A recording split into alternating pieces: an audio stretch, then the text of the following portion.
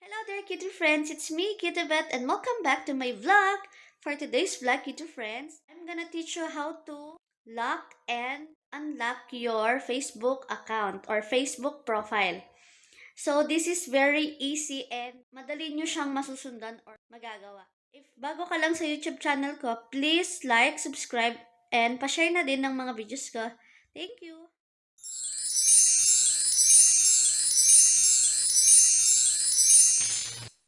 Okay, kitty friends, let's start. So first, punta muna tayo dito kay Facebook. Open lang. Tapos itong 3 line, punta ka sa profile, and then click settings and privacy, and settings. And then hanapin mo yung language and region, or may logo ng globe. Tapos click mo tong language for buttons o yung first na category.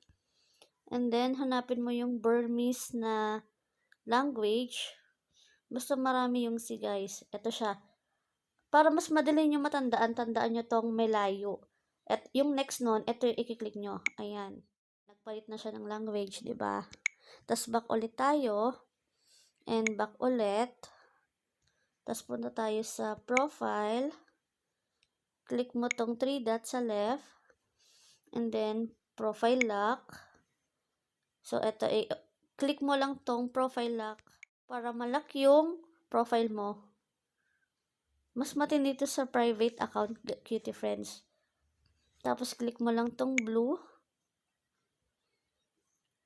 So, ayan, nakalock na siya, guys. Kita nyo naman nakalagay na. So, pwede rin naman nating i-view kung gusto nyo. Click mo ulit tong 3 dots sa left. And then, click view as. Tapos, baguhin naman natin yung language. Paano natin siya ibabalik? So, ganun lang ulit. Punta ka dito sa profile natin. Click settings and privacy ulit. Click settings.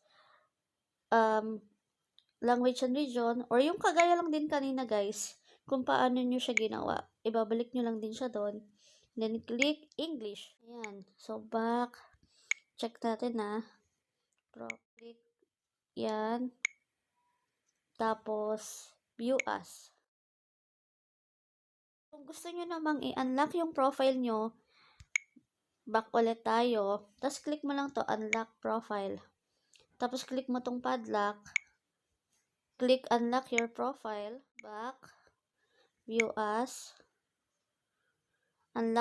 You unlock your profile. So, click OK. So, view as ulit tayo. So, ayan, kitty friends. Yan yung public view or view as natin. So, okay na siya. Nabalik na natin siya sa dati. Na lang ulit natin siya. And then, back.